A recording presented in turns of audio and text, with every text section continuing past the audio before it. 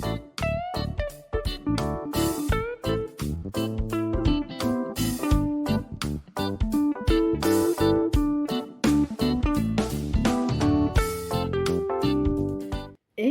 bienvenue dans un nouveau carnet de lecture. Nous sommes actuellement le jeudi 20 février. Je viens juste de clore le carnet de lecture précédent et je vous propose d'enchaîner avec un nouveau carnet. Installez-vous bien confortablement et on est parti pour une petite demi-heure, voire une petite heure de blabla livresque. Côté lecture, j'ai pas grand-chose à vous dire pour le moment. Je suis toujours plongée dans le Ragnar Jonasson, donc la Dame de Reykjavik. Je vous en reparle quand je le termine, mais voilà, en gros j'en suis là. Je n'ai pas repris de lecture audio pour le moment. Je ne sais pas encore ce que je vais prendre, parce qu'en fait j'ai beaucoup de partenariats à l'audio en ce moment.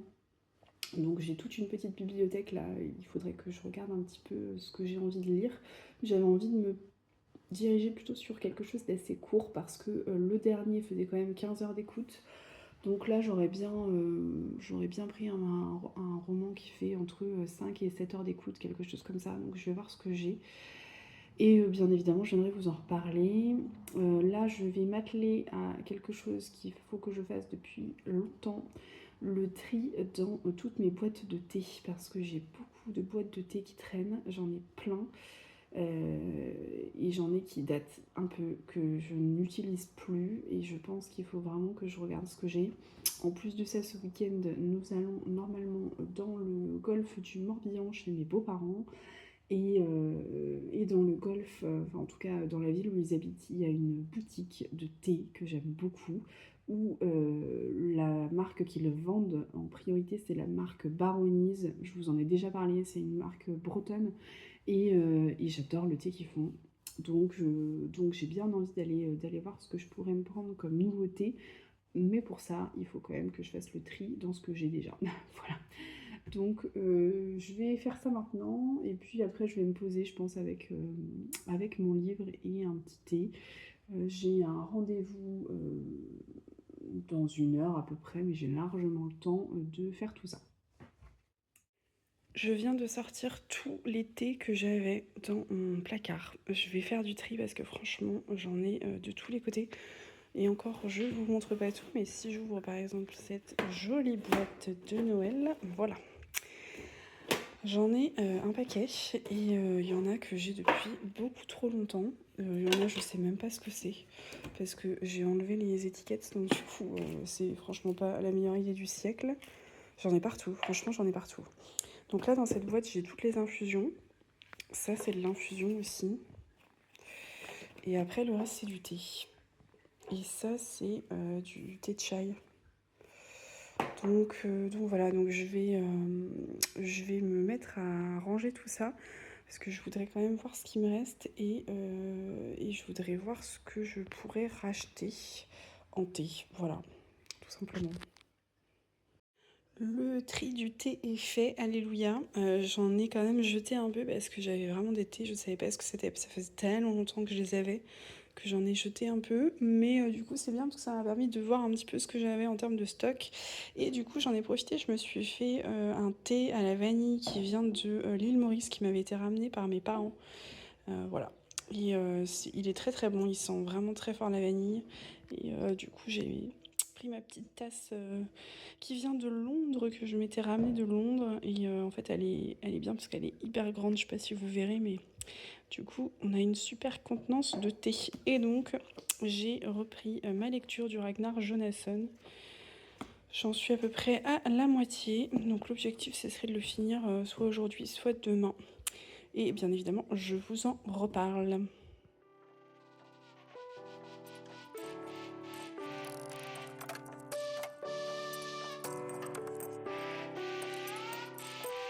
Hello, on est arrivé dans le golfe du Morbihan et j'ai pu terminer la Dame de Reykjavik, donc ça c'est vraiment cool. J'ai commencé 3 autres lectures, j'ai pas chômé. J'ai commencé une nouvelle lecture audio et 2 lectures papier, une lecture sur liseuse dont je vous avais déjà parlé dans un précédent carnet de lecture. Il s'agit de Classé sans suite de Catherine Hemmelberg. Et j'ai commencé un nouveau livre papier pour le coup, donc j'aimerais vous en reparler. Voilà, mais c'est plutôt cool là, on a de la chance, il fait beau dans le golfe, ça change du temps nantais que l'on a depuis quelque temps donc franchement ça fait du bien, donc on profite, de l'air marin, de l'air de la mer et de la famille. Voilà, à plus tard. Hello, on est mardi, début d'après-midi et je vous reprends pour vous parler bien évidemment lecture. J'ai un update lecture à vous faire assez conséquent puisque j'ai terminé un roman et j'en ai commencé 3 autres, donc j'ai pas mal de choses à vous dire. Le roman que j'ai terminé, il s'agit de ce roman-là, de Ragnar Jonasson, La Dame de Reykjavik, donc c'est le premier tome de sa trilogie. Et donc je vous l'avais dit dans mon précédent carnet de lecture, mais j'étais un petit peu frileuse à l'idée de commencer cette trilogie puisque je n'ai lu un seul roman, enfin je n'ai lu qu'un roman de Ragnar Jonasson, c'est Reykjavik, qui a été écrit à 4 mains avec la première ministre islandaise, et franchement ça avait été un gros flop pour moi. Donc j'appréhendais un petit peu la lecture de ce premier tome, et bien finalement j'ai bien fait parce que ça m'a complètement réconciliée avec l'auteur, donc c'était une très bonne idée. Dans ce roman, on suit Hulda, qui est une inspectrice de police qui part à la retraite. Et Hulda, on peut dire qu'elle a un peu du mal à lâcher l'affaire. Elle a une vie personnelle très solitaire et en fait, elle n'a que son travail. Donc, elle a un peu du mal à partir à la retraite. Son chef lui explique que son remplaçant débarque, qu'il va falloir qu'elle donne tous ses dossiers en cours. Et donc, bon, voilà, en gros, elle est un peu mise à la porte, hein. Sauf que vu qu'elle ne veut pas lâcher l'affaire, son chef lui propose d'enquêter sur une dernière enquête. Elle a le choix de réouvrir l'enquête, enfin, en tout cas, un cold case. En gros, elle choisit le cold case qu'elle veut et elle peut enquêter dessus, sur les derniers jours, avant de partir en retraite. Elle décide donc d'enquêter à nouveau sur une enquête qui avait été menée par un de ses collègues. C'est la mort d'une jeune femme russe qui était en attente de papiers pour pouvoir vivre, légalement en Islande, et cette jeune femme a été retrouvée morte, dans un village, alors qu'elle venait tout juste d'obtenir ses papiers, et donc l'enquête concluait à un suicide, ce qui paraît un petit peu étonnant, en tout cas ce qui a un peu, troublé Hulda, étant donné qu'elle venait d'obtenir ses papiers et donc elle n'avait pas de raison de se suicider. Donc elle reprend cette enquête, tout simplement. Donc c'est cette enquête que l'on va suivre dans ce roman qui est très court. On est sur un roman qui fait 280 pages, donc on est sur quelque chose qui se lit très bien et très vite. On est sur des chapitres très courts, ce qui fait que le rythme est très dynamique. On est sur quelque chose qui, pour le coup, avance assez vite. Là où j'avais reproché à Reykjavik d'être très très lent, je trouve que là, effectivement, on retrouve un peu la patte polar nordique, dans le sens où, effectivement, on est sur un roman plutôt d'ambiance hivernale, où on instaure toute cette ambiance un peu particulière liée, enfin, qui est très spécifique au polar nordique, mais on est quand même sur quelque chose de dynamique, et ça, franchement, ça fait du bien, honnêtement. C'est vraiment ce que j'avais reproché à Reykjavik, donc je suis contente de ne pas le retrouver dans La Dame de Reykjavik, et j'espère ne pas le retrouver dans le reste de la trilogie. Hem, on est sur un roman que j'ai beaucoup aimé parce que je n'ai rien vu venir. La fin, le dénouement m'a laissé comme 2 ronds de flanc, je m'y attendais pas du tout. J'avais l'impression en fait d'avoir découvert, pas mal de choses, enfin ou en tout cas le poteau rose on va dire, au milieu du roman à peu près, mais alors pas du tout. J'étais à des milliers d'années-lumière d'imaginer ce qui se passe à la fin. Et j'ai trouvé que c'était très bien fait, c'est très original. L'enquête se déroule sur 3 jours, donc du coup, bah, c'est aussi ce qui fait que le roman est très dynamique, et on arrive à la fin et on se dit: «Ah ouais, quand même». Enfin moi, je m'y attendais vraiment pas, j'ai trouvé que c'était très, très bon. On n'est pas sur un coup de cœur parce que ce qui «m'empêche» entre guillemets d'avoir un gros coup de cœur pour ce roman, c'est le personnage de Hulda que je trouve pas forcément très attachant.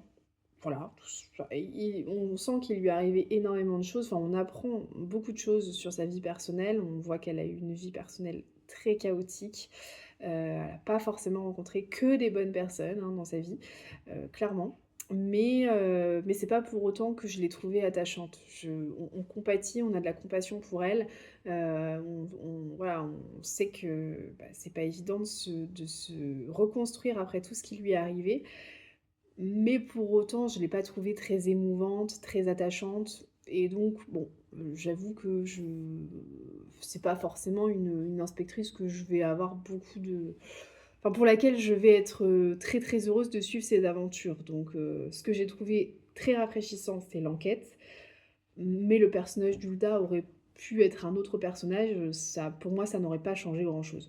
Donc c'est pour ça qu'on n'est pas sur un coup de cœur, mais ça n'empêche que c'est une très bonne surprise. J'ai passé un très bon moment de lecture et je lirai la suite avec grand plaisir. En tout cas, ça m'a complètement réconciliée avec la plume de Ragnar Jonasson et j'ai vraiment hâte de poursuivre.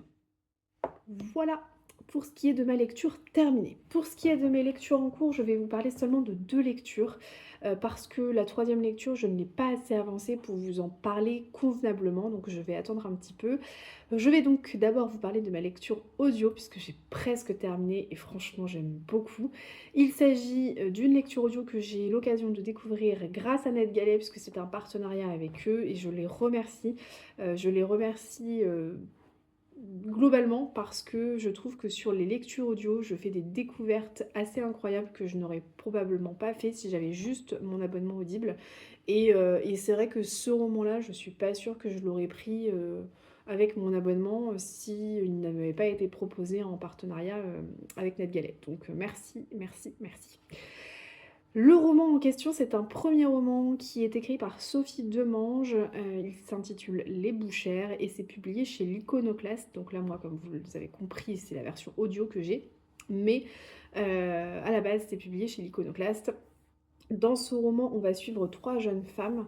On va donc suivre Anne qui vient d'hériter de la boucherie paternelle puisque son père a disparu dans des conditions un petit peu particulières. Et bon, il y a eu un enterrement, on n'a jamais retrouvé le corps, mais il y a eu un enterrement en tout cas, et donc elle hérite de la boucherie paternelle. Anne, elle a fait un CAP boucherie, donc elle est vraiment dans le métier, et elle décide de reprendre cette fameuse boucherie pour en faire un commerce très, très moderne, très déluré, tenu par des femmes, et donc elle décide de reprendre contact avec Stacy, Stacy qui est une de ses, enfin qui était d'ailleurs la seule camarade de promo féminine qu'elle avait dans son CAP boucherie. Et Stacy va décider de retourner travailler avec Anne. Et la dernière personne, c'est une jeune femme qu'elle décide d'employer. Elle s'appelle Michel, elle vient de Guinée. Et donc Michel, elle tient la caisse, elle fait un peu l'accueil client et elle aide à la préparation des commandes quand il y a besoin. Et Anne, Stacy et Michel tiennent une boucherie qui sort de l'ordinaire, clairement, puisqu'elles ont tout refait en termes de déco. C'est une déco très peps, très féminine, avec beaucoup de couleurs, beaucoup de fleurs, le bio qui est mis en plein milieu de la boutique pour que les clients puissent les voir travailler. Donc voilà, il y a énormément de petites choses assez modernes qui ont été mises en place dans cette boutique-là. Et on se rend vite compte que ces 3 jeunes femmes, elles ont eu des rapports assez compliqués avec les hommes qu'elles ont pu croiser. Et elles vont décider de se faire un peu justice elles-mêmes sur certains, bah, par rapport à certains faits qui leur sont racontés ou par rapport à certains faits qui leur arrivent directement, en fait, hein, qui les concernent directement. Et donc, on est sur un roman assez singulier, vraiment. Euh, je veux pas vous en dire plus parce que je ne voudrais pas vous spoiler. C'est un roman qui est quand même très court, donc plus je vous en dis, euh, moins ça n'aura d'intérêt pour vous de le lire, c'est un peu dommage. Donc du coup, je vais m'arrêter là sur le résumé. Mais ce que je peux vous dire, c'est qu'on est sur un roman qui entre, à mon sens, parfaitement dans la ligne éditoriale de l'Iconoclaste. L'Iconoclaste, c'est une maison d'édition que je connais assez peu. Mais les rares livres que j'ai lus de cette maison d'édition m'ont tout de suite tapé dans l'œil et m'ont tout de suite plu. Je pense notamment à un roman qui m'est resté en tête et qui me restera en tête pendant longtemps, c'est Mon mari, qui a été écrit par Maud Ventura. Et ce roman-là, franchement, alors on n'était pas sur un coup de cœur, mais ça avait été une sacrée claque. J'avais adoré.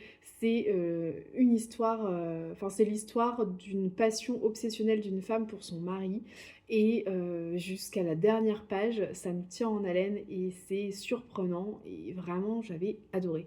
C'est très particulier, c'est très, très particulier. En fait, je trouve que, la ligne éditoriale de l'Iconoclaste est très singulière parce qu'il y a que cette maison d'édition qui est en capacité de publier ces textes-là. Ce sont des textes très singuliers, qu'on ne retrouverait pas chez un autre éditeur, clairement. C'est d'ailleurs la maison d'édition qui publie, les romans d'Adeline Dieudonné. Moi, je n'ai jamais lu cette autrice, mais au vu des quatrièmes de couverture et de ce que les histoires peuvent raconter, on voit bien qu'on est sur des romans très particuliers, heu enfin, ce sont des romans qui sont clivants en fait, pour la plupart du temps. Enfin, pour moi en tout cas, les romans de l'Iconoclaste, ce sont des romans clivants, dans le sens où soit ça va passer, soit ça va casser. C'est-à-dire que soit vous allez adorer, soit vous allez détester, mais il n'y a pas vraiment de juste milieu. Et là, c'est un peu le cas pour moi avec Les Bouchères, on est un peu dans ce style-là. C'est un roman extrêmement particulier, c'est un roman féministe, mais qui aborde le féminisme avec un angle assez original, un angle particulier qu'on n'a pas l'habitude de voir. Et moi j'aime beaucoup, je trouve que c'est très bien fait, mais c'est assez surprenant, ça nous sort de notre zone de confort, c'est sanglant, on est sur un roman un peu policier, sans qu'il y ait d'enquête, mais ça se rapproche un peu du genre policier. On est sur quelque chose d'assez sanglant, d'assez sanguinolent. Parfois, il y a des passages qui m'ont un peu soulevé le cœur, surtout que bon, je l'écoute à l'audio, donc je trouve que c'est très facile pour visualiser les scènes. Et, euh, et bon, il y a des choses comme ça qui m'ont pas forcément plu, enfin qui m'ont pas forcément plu, que j'ai trouvé assez particulières, mais ça fonctionne bien. Franchement, ça fonctionne bien. Bon, j'ai l'impression d'être un petit peu brouillon dans ce que je vous raconte, mais en même temps, j'ai pas fini, donc je peux pas vous donner mon avis final. En tout cas, moi, j'aime bien. Mais ce qui est sûr, c'est que c'est un roman que je ne conseillerais pas à tout le monde et que tout le monde n'appréciera pas. Je pense vraiment. Mais c'est encore une fois propre au roman de l'Iconoclaste. Typiquement, mon mari, je l'avais offert à ma tante pour son anniversaire. Elle a beaucoup aimé, mais je pense que c'est un roman que je n'aurais pas offert à ma mère, par exemple, qui n'aurait probablement pas trop apprécié. Et là, c'est un peu le même genre. Je pense que c'est un roman, Les Bouchères, qui pourrait potentiellement plaire à ma tante, mais qui plaira pas forcément à ma mère. C'est même sûr qu'il plaira pas à ma mère. Donc voilà, je pense qu'il faut vraiment faire attention. Je pense que c'est pas à mettre entre les mains de tout le monde parce que c'est un roman tellement particulier que je suis pas sûre que ça plaise à tout le monde. Mais je vous en reparle très bientôt quand j'aurai terminé l'écoute audio et je vous donne mon avis final à ce moment-là. Je vais juste chercher ma fille parce qu'elle pleure et je vous reprends juste après. Bon, ma petite fille est bien réveillée, donc je ne vais pas avoir le temps de vous parler de ma lecture papier, mais je vous en reparle très bientôt, dès que je peux, et dès que j'ai le temps de me poser, et voilà, tout simplement.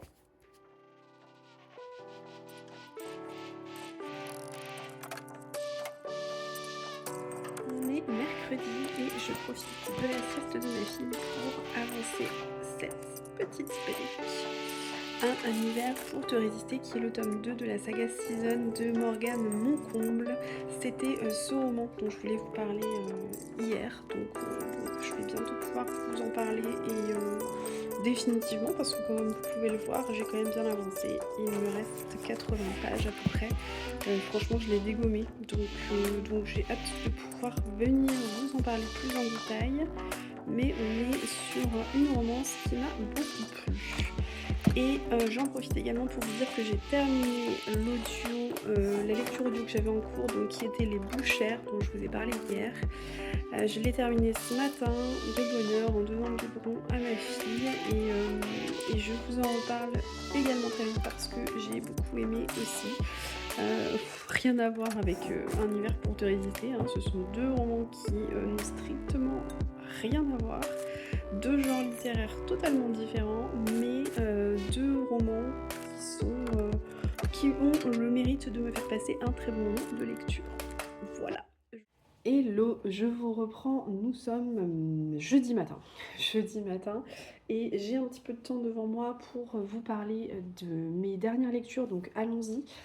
Je vous le disais, j'ai terminé ma lecture audio de Les Bouchères de Sophie Demange, donc qui est un premier roman. Je vous en avais déjà un petit peu parlé, je vous avais parlé de l'histoire, tout ça, donc ce que je peux vous dire, je ne vais pas vous en reparler pendant 40 ans non plus, mais ce que je peux vous dire, c'est qu'effectivement, on est bien sur un roman plutôt style policier, roman sanglant, mais ça, je vous l'avais dit, roman sanglant, et on est sur un roman féministe dans le sens où on est sur des femmes, trois femmes qui sont quand même charismatiques, qui sont en pleine reconstruction.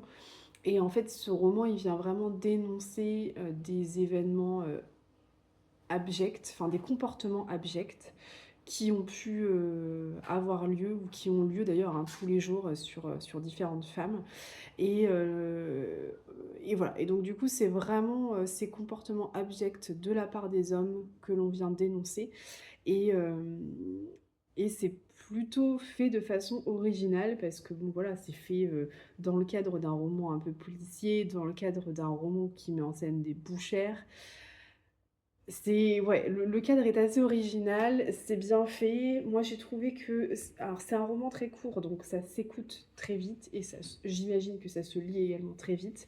On n'est pas dans un style très addictif, mais on a envie de savoir ce qui se passe en fait. On a envie de savoir la fin, on a envie de comprendre un peu. Alors la motivation des trois bouchères, on les connaît très très vite, mais on a envie de savoir ce qui va se passer pour elles, on a envie de savoir comment va évoluer la boucherie et comment elles vont s'en sortir en fait. Donc, donc c'est pas addictif, mais il y a ce petit côté de on y revient facilement. Très bonne lecture, très bon moment de lecture, moi j'ai bien aimé, mais encore une fois, c'est un roman qui ne plaira pas à tout le monde, j'insiste un peu là-dessus, mais si vous avez envie de le lire et si en m'écoutant vous vous dites pourquoi pas, je vous invite vraiment à aller regarder la quatrième de couverture, à aller lire les avis d'autres personnes, d'en parler un petit peu autour de vous pour savoir si votre entourage a déjà lu le roman ou non. Parce que vraiment, je pense que c'est un roman qui peut clairement faire un flop auprès de personnes qui ne sont pas forcément ouvertes à ce genre de récit. Donc, renseignez-vous avant de vous lancer dans cette lecture. Si vous avez la possibilité de regarder ou d'écouter une interview de l'autrice, je ne sais pas si elle en a fait, mais si vous avez la possibilité, n'hésitez pas parce que je pense qu'il faut vraiment se renseigner avant de lire ce livre. Je vous le disais, hein, pour moi, c'est un peu comme tous les livres, ou presque, publiés par l'Iconoclaste. Typiquement, Mon mari de Maud Ventura, bon, il plaira pas à tout le monde.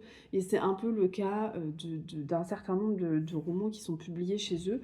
Et c'est pour ça que je pense qu'il faut vraiment se renseigner avant de se dire, allez, je me lance.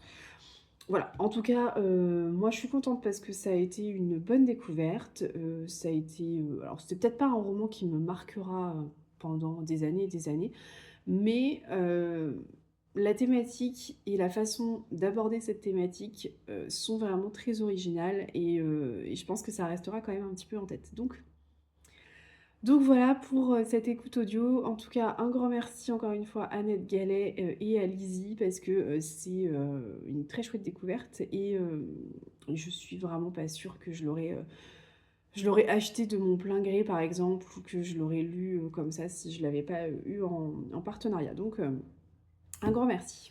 Le deuxième roman dont je voulais vous parler, c'est le roman papier que je viens de terminer. Il s'agit d'un deuxième tome de saga et comme vous le savez, mon objectif cette année, c'est absolument d'avancer dans mes sagas. Donc je suis assez contente parce que sur ce début d'année, j'arrive plutôt bien à le faire et j'ai donc décidé de lire le deuxième tome de la saga Season de Morgane Moncomble. Saga que j'ai commencé il y a 1 an et demi de ça à peu près, et j'avais commencé en lisant le premier tome qui s'intitule Un automne pour te pardonner. Premier tome que j'avais adoré, j'ai vraiment frôlé le coup de cœur avec ce tome-là, et j'avais très hâte de lire la suite, mais je voulais reprendre le fil des saisons. Donc, dans cette saga, on suit 4 jeunes femmes, 4 meilleures amies qui sont éparpillées un peu aux 4 coins du monde. Dans le premier tome, on suit Camélia, qui est une jeune avocate qui vit à Édimbourg. Et l'histoire de Camélia est un petit peu particulière, puisque dans le premier tome, on va suivre son histoire d'amour avec Lou.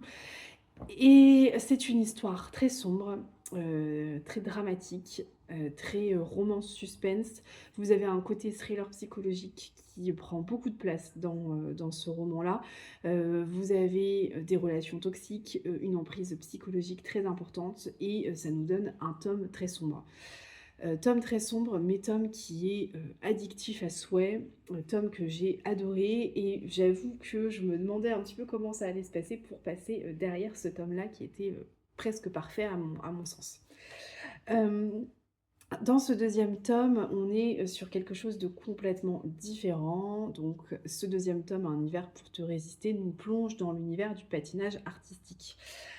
Dans ce second tome, on va suivre Lily Femme, qui est donc une des 4 amies que l'on suit dans la saga. Lily est une jeune femme très talentueuse, très déterminée, très travailleuse, et elle évolue dans le monde du sport professionnel puisqu'elle est patineuse artistique à haut niveau. Euh, Son objectif de vie, c'est de rafler l'or aux mondiaux de patinage artistique. Et elle évolue que dans ce monde-là, il n'y a que ça qui compte pour elle. Il n'y a que le patinage artistique, il n'y a que ça. Elle est totalement fan d'un grand patineur, le patineur star par excellence, Orion Williams. Elle en a même un poster dans sa chambre, enfin, c'est quelque chose. Et en fait, elle veut absolument le détrôner puisque Orion a obtenu la médaille d'or aux mondiaux 4 ans auparavant, en ayant tout juste 23 ans. Donc c'est le plus jeune patineur à avoir reçu une médaille d'or aux mondiaux. Donc Lily, elle, son objectif, c'est d'obtenir la médaille d'or avant ses 23 ans. Elle en a 22, c'est le moment ou jamais. Les mondiaux, c'est cette année, et donc elle est déterminée à obtenir cette médaille d'or. Lily, elle patine en duo et elle patine avec Oliver. C'est son binôme de toujours, sauf que, manque de chance, Oliver doit se faire opérer. Et il se fait opérer 4 mois avant les mondiaux, sauf que la récupération est très longue. Et ils savent pertinemment que Oliver ne pourra pas participer aux mondiaux cette année. Et si Oliver ne participe pas, Lily ne participe pas non plus. Donc là, tout son monde s'écroule. Pour elle, c'est hors de question de ne pas participer et sa coach Isabella lui propose une solution de secours. Elle lui propose de reformer un duo avec un autre patineur et le patineur qu'elle lui propose, c'est Orion Williams. Il faut savoir que Orion Williams a disparu de la circulation depuis qu'il a obtenu la médaille d'or aux mondiaux. Donc ça fait 3 ans qu'il se terre un petit peu et qu'il se cache. Parce qu'il y a une rumeur autour de lui, il semblerait qu'Orion soit maudit, puisque toutes ses partenaires le lâchent les unes après les autres, parce qu'il leur arrive des choses catastrophiques. Et en fait, on pense que c'est Orion qui est maudit. La dernière en date, Harper, a eu un accident et a terminé en fauteuil roulant. Donc voilà, c'est pour vous dire à quel point c'est catastrophique. Donc Orion n'est pas du tout emballé à l'idée de reformer un duo avec qui que ce soit, mais son coach lui pose un ultimatum, soit il accepte de reformer un duo avec Lily, soit il le lâche tout simplement. Donc il accepte à contre-cœur, il n'a pas trop le choix. Lily accepte également parce que c'est sa seule possibilité d'aller aux mondiaux. Sauf que leur relation commence assez mal et ils se détestent cordialement. Et donc on va suivre toute leur histoire sur les 4 mois, sur toutes les compétitions qu'il va y avoir avant les mondiaux et aux mondiaux. C'est un roman que j'ai beaucoup aimé. J'avais vraiment peur d'être déçue après Un automne pour te pardonner, mais finalement, les 2 tomes n'ont tellement rien à voir entre eux que, bon, bah, finalement, je me suis laissée complètement porter, je me suis laissée happer par cet univers du patinage artistique. Univers que je n'apprécie pas plus que ça et que je ne connais pas plus que ça, mais en fait on est complètement immergé dans ce monde particulier. Alors bien évidemment, si vous n'aimez pas le patinage artistique, passez votre chemin parce que vraiment on est dans une immersion totale. Ça ne parle que patinage artistique, donc passez votre chemin si ça ne vous intéresse pas. Ceci dit, si vous êtes assez curieux comme moi et que vous avez envie de vous plonger dedans, je pense que ça ne vous dérangera pas plus que ça. C'est une romance qui fonctionne bien parce qu'on est sur une romance totalement différente de ce qu'on a dans le premier tome, c'est-à-dire qu'on est sur une romance plutôt lente, on est sur un slow burn, ça met vraiment du temps avant de se dévoiler. La relation se construit petit à petit grâce à deux tropes qui sont très bien mis en avant par l'autrice. On a d'abord le trope enemy to lovers et on a ensuite le trope proximité forcée. Et, euh, et je trouve que ça fonctionne très bien. Ce qui fonctionne également très bien et ce qui fait que le roman se lit très très vite, c'est les deux personnages, Orion et Lily. Ce sont deux personnages qui sont très bien détaillés. J'avais trouvé que c'était très bien fait également dans Un automne pour te pardonner, mais en fait Morgane Moncomble attache énormément d'importance et de soin à ces personnages et ça se ressent. En fait, elle prend le temps de détailler les caractères, d'approfondir un peu chaque personnalité et ça nous donne des personnages très attachants. Et Lily, elle a la gagne en fait, elle est à fond, elle veut gagner, c'est tout ce qui l'intéresse, elle veut remporter les mondiaux, elle veut remporter toutes les compétitions auxquelles elle participe et ça la rend très touchante parce que on voit bien que elle a mis sa vie entre parenthèses pour le patinage artistique, il n'y a que ça qui compte et Orion va lui montrer que il n'y a pas que ça dans la vie, qu'il y a autre chose et que ça vaut vraiment la peine d'ouvrir un peu son horizon et de ne pas se laisser complètement bouffer par cette passion.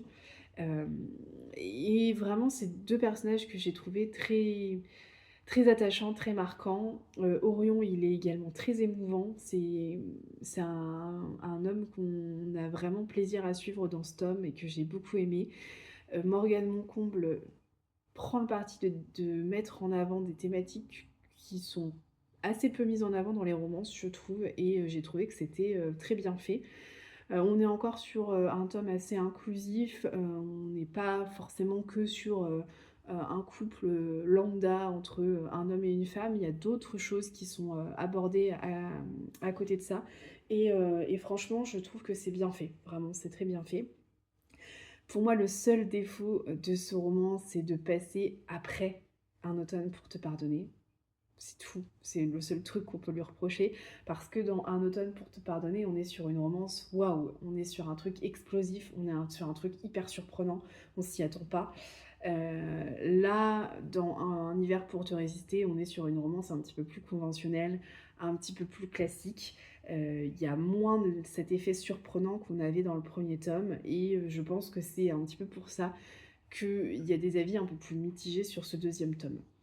Malgré tout, moi j'ai beaucoup aimé, j'ai passé un excellent moment de lecture, je l'ai lu en 3 jours alors que j'ai quand même un nourrisson à gérer toute la journée, donc autant vous dire que 3 jours de lecture avec un nourrisson, pour moi ça équivaut à l'avoir lu en une après-midi, hein, donc voilà. Je pense que si vous avez envie de vous plonger dans le style romance, bah, cette saga, c'est plutôt pas mal parce que j'ai pas encore lu le troisième et le quatrième tome, mais j'ai quand même l'impression que Morgane Moncomble a pris le parti d'explorer toutes sortes de romances différentes. Ça vous donne un panel assez incroyable de tropes différents, d'expériences de lecture différentes. Et, euh, et bah, je trouve que c'est très bien fait. Donc, si vous n'avez pas encore craqué pour cette saga et que vous aimez la romance, allez-y, allez-y parce que on est sur quelque chose de très bon.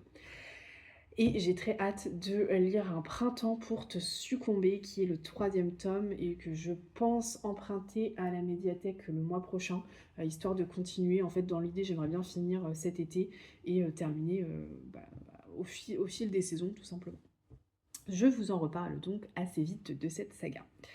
Voilà à peu près tout ce que j'avais à vous dire pour aujourd'hui. Je vais donc finir mon thé, aller chercher ma fille parce que je crois qu'elle est réveillée. Enfin, plutôt le faire dans le sens inverse. Aller chercher ma fille, finir mon thé quand même. On va faire ça dans le sens inverse. Et puis je vous reprends bien évidemment plus tard. Côté lecture audio, je n'ai rien repris. Et côté lecture papier, il faut absolument que je termine Classée sans suite de Catherine Engberg. Mais pour être entièrement honnête, on n'est pas sur la même addiction que je pouvais avoir sur mes lectures précédentes. On est sur quelque chose d'assez poussif pour l'instant. Je n'ai lu que 20 du roman, je crois que j'en suis à la page 50 et franchement, j'ai eu du mal à arriver jusque-là déjà. Donc ça n'augure rien de bon pour la suite, mais je vais quand même essayer de m'accrocher parce que c'est un service presse et que j'ai pas envie de l'abandonner, donc je vais, essayer de m'accrocher. Mais bien évidemment, je vous en reparle.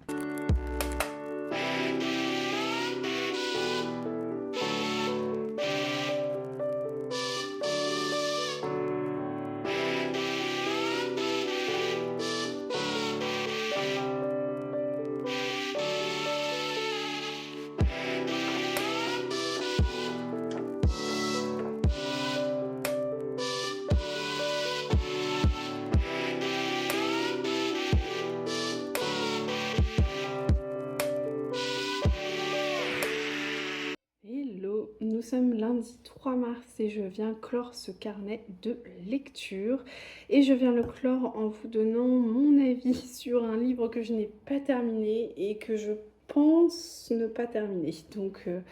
Donc vous l'aurez compris, c'est plutôt un avis très mitigé.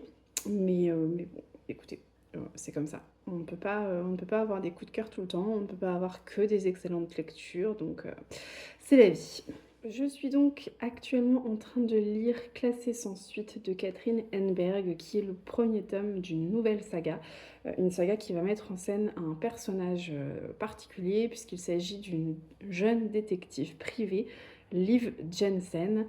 Toute l'histoire se passe au Danemark, c'est donc une saga de polar danois. Et donc j'ai eu l'occasion de découvrir ce premier tome grâce à Annette Gallet et à Fleuve. Je les remercie d'ailleurs pour cette opportunité. J'aurais vraiment adoré aimer ce roman et apprécier ma lecture, mais malheureusement ça n'a pas été le cas.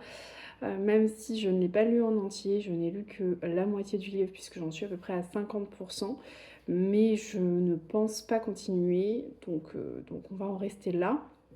Dans ce roman, on fait donc, comme je vous le disais, la connaissance d'une détective privée qui à la base était policière dans une ville danoise et elle décide de quitter la police et de s'installer comme détective privée et pour ça, elle revient vivre à Copenhague, dans la capitale, et elle s'installe chez un père et sa fille. Donc, le père, je n'ai plus le nom en tête, mais la fille s'appelle Anna, et donc elle s'installe au sous-sol de leur maison, elle leur loue l'appartement.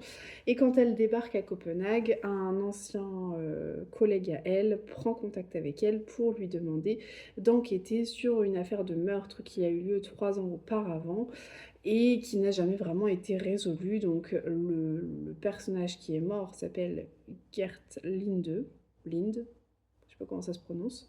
Et donc, Liv va enquêter sur cette mort un petit peu suspecte, sur ce meurtre un petit peu particulier qui a eu lieu 3 ans auparavant. En parallèle de ça, on suit plusieurs autres histoires. On suit également l'histoire de Anna, donc qui est la fille du propriétaire de Liv. Et Anna, elle enquête également de son côté parce qu'elle a son frère qui s'est suicidé quelques mois auparavant. Il était atteint de troubles bipolaires et était emprisonné pour le meurtre de sa femme. Et lorsqu'il est sorti de prison, il s'est jeté sous les rails d'un train. Et Anna et son père n'ont pas vraiment d'informations sur ce qui a pu réellement se passer et ils ne sont pas du tout convaincus que Daniel, le frère de Anna, était vraiment coupable d'avoir tué sa femme. Donc elle reprend un peu tous les éléments qu'elle a en sa possession pour faire un peu la lumière sur cette histoire. Et le troisième personnage que l'on va suivre, c'est Nima, qui est issu d'une famille de réfugiés. Et Nima, il est garagiste, il travaille dans un garage. Il a quand même quelques petits problèmes avec la police de Copenhague, puisque une de ses clientes qui venait juste de lui déposer sa voiture en réparation a mystérieusement disparu et elle a été retrouvée morte, assassinée dans une forêt avec un foulard sur la tête. Donc du coup, beaucoup de soupçons portent sur lui et il va être suspecté dans cette affaire. Donc c'est tous ces personnages-là que l'on va suivre, mais je vous avoue que c'est un petit peu trop poussif à mon goût, parce que là, j'en suis à la moitié du roman et on ne connaît toujours pas les liens entre les personnages. En fait, j'ai l'impression de faire du surplace et de ne pas avancer. Donc effectivement, il y a des très petits liens qui se font entre les 3 personnages. Donc Liv, elle loue l'appartement, au sous-sol de la maison de Anna. Nima, il sert de chauffeur de temps en temps à Anna puisqu'elle n'a pas de permis et parfois elle a besoin d'être un peu emmenée à droite à gauche. Mais c'est tout en fait, c'est tout ce qu'on a et je trouve que c'est un petit peu juste pour pouvoir apprécier sa lecture parce que vraiment on nous donne très peu on nous donne quasiment rien à nous mettre sous la dent et il n'y a rien qui m'a donné envie en fait de persévérer dans la lecture. Il n'y a pas de petites choses où je me dis ah tiens il y a peut-être un truc à creuser ici. En fait non. L'enquête qui est la plus exploitée, je trouve, c'est l'enquête sur la mort de Gert Linde, qui est mort 3 ans auparavant. Donc en vrai, c'est pas qu'on s'en fiche, mais bon, ça n'a pas vraiment d'intérêt, je trouve, par rapport au meurtre de la femme qu'on vient tout juste de retrouver, qui est moins bien exploité, on va dire, et qui est moins souvent mis sur le devant de la scène. Donc voilà, je trouve qu'il y a un petit souci de rythme. Je trouve que l'enquête est pas forcément très intéressante. Enfin, en tout cas, là où j'en suis, ça ne m'intéresse pas plus que ça. Et, je ne retourne pas à ma lecture avec beaucoup d'envie, en fait. Et je me suis vraiment rendu compte que je me fichais un peu de savoir ce qui pouvait se passer dans cette histoire. Ce qui est dommage, du coup, ce qui est vraiment dommage. Donc, j'ai persévéré. En fait, je fonctionne de la même façon que Margot Liseuse, que vous connaissez très probablement, qui est une booktubeuse extrêmement célèbre, qui donne la chance à chaque fois au livre et elle se dit je vais jusqu'à 100 pages, si au bout de la 100e page ça ne m'intéresse pas, je passe. C'est un peu ce que je fais, moi aussi. Là, je lui ai donné un petit peu plus de chance dans le sens où on était sur un service presse, donc j'aurais adoré l'aimer et l'apprécier à sa juste valeur.